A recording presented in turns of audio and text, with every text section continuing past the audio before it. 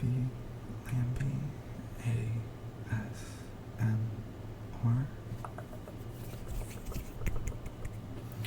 And today I wanted to read a little bit of this book. I do not do soft-spoken too often, but I figured why not. So I've been tasked to read this book for work, and so I figured why not read it for you guys as well. We are starting on chapter 2.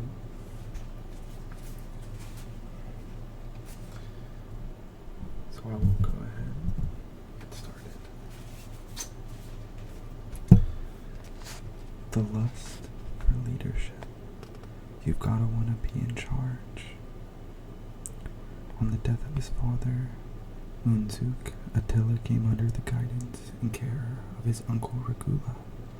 Soon after his reign as king began, Regula, enticed by the immediacy of reward, deceived by sinister diplomacy, and having no awareness of the terror inspired in other nations by his tribes, entered the horde into the service of the empire.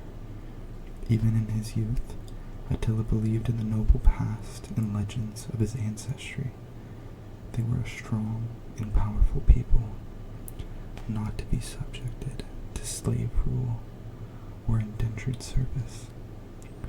Though the Huns had roamed the vast regions of Europe and portions of Asia and Africa, their leaders, Attila's noble progenitors, had never let their tribes perform a necessary service for strangers. Rather, they had persisted in their search for a peaceful place in which they would be free to pursue a pastoral existence. Attila became an outspoken critic of King Regilla, and his policies, for Regilla's motives and decisions were perceived by the young prince as contrary to the strengths, purposes, and good of the Hunnish people. Attila's criticism diminished his favor with Regilla, who perceived the lad as a threat to the security of his noble position and shipped the child off to the Roman court early in his life. Attila began to develop a hatred for ignoble rule and a lust to lead those who could help him right the situation.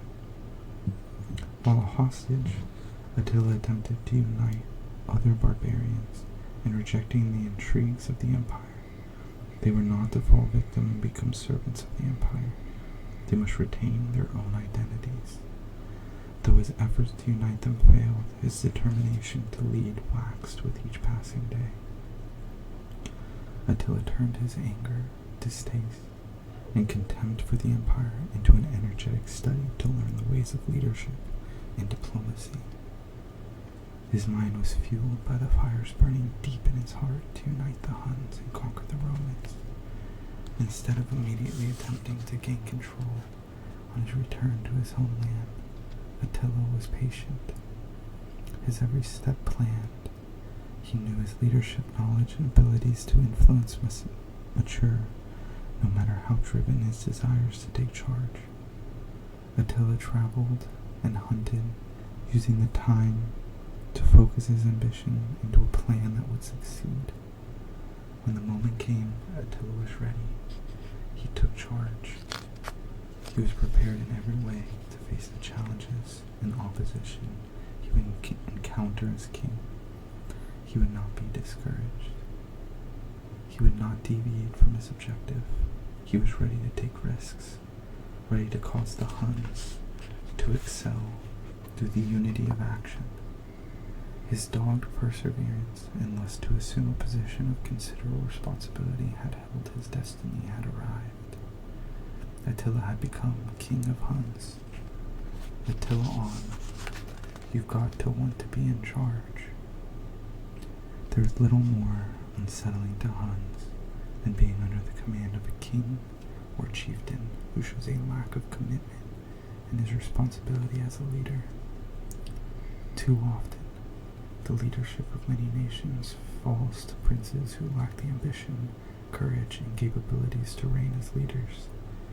Such disinterest, cowardice, and incompetence is manifested in various actions that discourage and bewilder subordinates, thus strengthening the enemy. It is the responsibility of all Huns to choose and follow only those chieftains who demonstrate a desire to lead.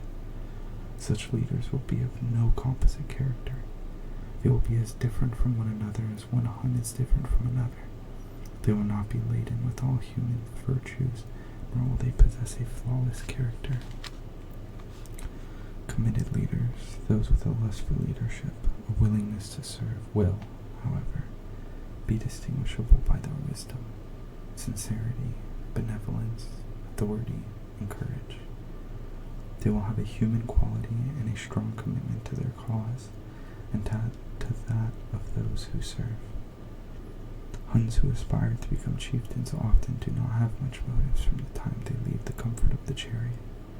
Now perhaps you Huns would ask of me how, Attila, might I know if I possess sufficient desire to be a chieftain? To those who wish my counsel, I offer these thoughts. The lust for leadership. Above all other traits, one who desires to lead must possess an intrinsic desire to achieve substantial personal recognition and be willing to earn it in all fairness. You must have resilience to overcome personal misfortunes, discouragement, rejection, and disappointment. You must have the courage, creativity, and stamina to focus on accomplishing your responsibility through the directed, delegated efforts of subordinates. You must recognize and accept that your greatness will be made possible through the extremes of your personality, the very extremes that sometimes make for campfire satire and legendary stories. You must not let your desire to lead take the form of over-eagerness. This would cause failure for many. You must be willing to temper your lust to lead with preparation, experience, and opportunity. You must remember that success in your office will depend largely upon your sustained willingness to work hard. Sweat rules over inspiration. You must be committed to persevere even in the face of opposition and challenge. You must be determined to apply massive common sense in solving complex problems. You must not be threatened by capable contemporaries or subordinates. Rather, you must be wise in selecting capable captains to achieve those things a chieftain can attain only through strong subordinates. You must be willing to make unrecognized and thankless personal sacrifice for those you serve and those you lead. This sacrifice may take the form of absence from a tribal hunt, spending extraordinary energies and patience to develop subordinates, and tending to the needs of these subordinates at times when your own needs go unfulfilled. You must be willing to bypass a festival in your own camp if a situation in another camp requires your presence and attention. You must have a passion to succeed, a passion that drives you to prepare yourself and your hunts to excel. You must be willing to learn, to listen, and to grow in your awareness and abilities to perform the duties of your office. This is not often accomplished without tremendous effort and sacrifice of other interests. You must be willing to remain your natural self and not take on an aura of false pride in your countenance. You must be willing to accept the simple fact that you have flaws and will need to work every day to become a better chieftain than you were yesterday. I leave you with the admonition to never accept an office of leadership for which you are not willing to pay the tribute necessary to successfully fulfill its obligation.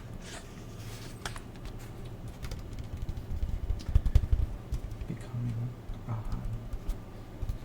The customs. the Huns were a collection of fiercely independent, multiracial, and multilingual tribes, of people without recognizable physical characteristics, with no observable religion but talented in military and political matters, and marked by a common thread of mercurial instability and emotional heroism. Yet they were tempered by their nomadic qualities, which for centuries led them on constant migrations in search of a peaceful, pastoral existence. The Huns had a certain magical magnetism that affected both friend and foe. They could assimilate foreigners into their tribes as well as they could integrate themselves into foreign nations. They were a unique people of a complex culture, the synthesis of all they'd encountered. Although the Huns were feared, thousands of foreigners joined them and even died for their cause. They possessed a certain commonality of national character that often seemed to be of contrasting nature. Known for their respect for women, elders, and ancestors, the Huns had a conservative moral philosophy. They rejected secular, religious doctrines and practices that made man subordinate to abstract concepts of a philosophical, political, or social nature. Their gullibility and naive faith in human goodness frequently caused them to fall prey to the intricacies of more skilled practitioners of diplomacy. Their songs were simple, endless tales of nostalgic utterances filled with love for nature. In all tribes, one could find a strong interest in romantic history, and also applied humor filled with political satire. Huns believed strongly in miracles, held beautiful but useless ideals, and were a people of optimism and flexibility.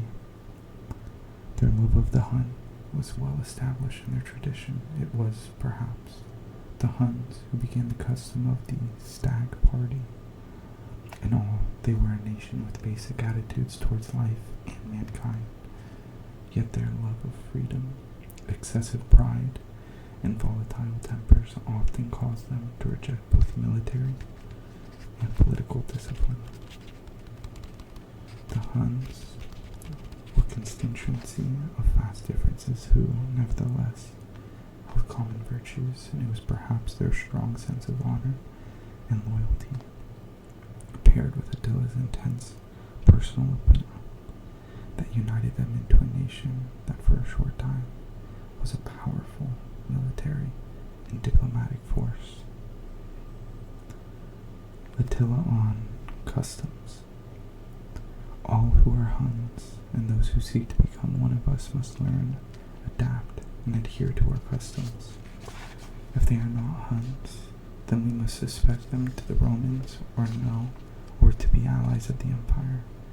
Therefore we must treat them with caution. It is not essential that a Hun compromise those characteristics that make him a unique warrior. Every Hun, however, must be willing to conform to those things that distinguish us as a nation of strong, unified tribes. We must be single on purpose, yet individuality that does not distract from the tribe or nation must be preserved. What is good for the Hun must be good for the tribe and nation. Conversely, what is good for the tribe and nation must be good for the Hun. Otherwise, he will desert to the Romans.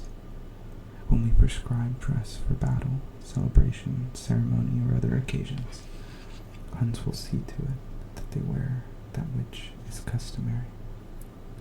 When we establish Hunnish methods, they must be taught to our young, so they will know what is expected of them in every situation. If Huns do not learn the rules, their chieftains cannot expect them to be followed. Our songs and dances must be unique in the celebration of our noble heritage. We must not introduce into them contaminants that may cause our heritage to become confused. Our approach towards exacting tribute and loyalties from those we have chosen as the opposition must continue to use and increase the strength of the nation. Only when we fail to recognize our power and influence over the adversary have they set us back. We must modify our customs when the situation warrants. If such an alteration will strengthen our position, we cannot, however, distill those customs that remain key to the success of Hunnish Nation. We cannot permit strong chieftains or groups of young Huns to attempt the founding of customs that serve only their purpose. Customs are of nations, not of individuals. Being a Hun requires dedication and devotion to the cause of our nation. Following our customs is a tribute to our heritage and to our present and future. Huns are required to make oaths of lasting obligation to the nation. We, in turn, as leaders, must ensure that we have customs, strong traditions, worthy of such a lasting conviction, and must welcome into our tribes and nation all who adhere to those principles in ways we value now and forever. To a nation of such robust and independent heritage, I, Attila, give counsel as to those things we admonish all to honor as our customs. It is the custom of all Huns to hold strong to personal and national honor. This is a cardinal virtue. One's word must prevail over all considerations, including political expediency. We must value the capable Hun, whether of lowly or of noble birth. We must appoint our chieftains from among those who qualified to lead, regardless of ancestry. We must not retaliate against the innocent, use unscrupulous tactics, or kill unsuspecting or trapped enemies. We must be fierce in the eyes of all we seek to influence. If the use of unnecessary terror is ignoble, a nation of one ancestry and race is weak. We must hold strong our custom of welcoming all foreigners who seek to join our cause, treating them with dignity and respect, and teaching them our language and customs. Our accepted differences and diversities must be pooled into a common purpose worthy of our efforts as tribes and as a nation. Our racial, cultural, moral, and social concepts, inherited from our ancestors of Asia and Europe, must be recognized and honored by all through respect of our fellow men, his faculties, and well-being. We must never build pyramids in our own honor.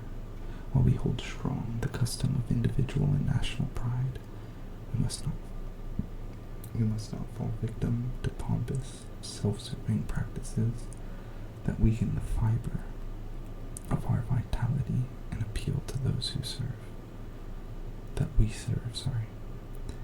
We must hold fast to our custom of high ideals and optimism, never being discouraged by those who would seek to gain personal or national advantage over us. Our songs, dances, games, jests, and celebrations must always remain steadfast as propitious opportunity to renew our allegiance and identity as Huns. You chieftains have the responsibility to continue to teach and practice the customs that make our diverse people and tribes a strong and powerful Hunnish nation, lest they falter for lack of an identity. And that would bring us to Chapter 4, Peace in the Camp, Moral and Discipline. Morale and discipline.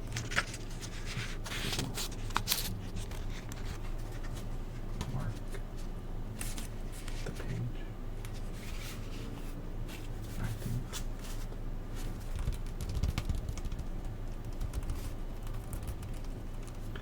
I think we will call it there.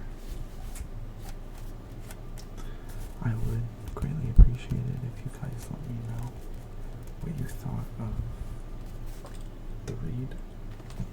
If you would like me to continue to read, I like the idea of it. I think it's quite relaxing, but please let me know how you like my soft spoken or whispering.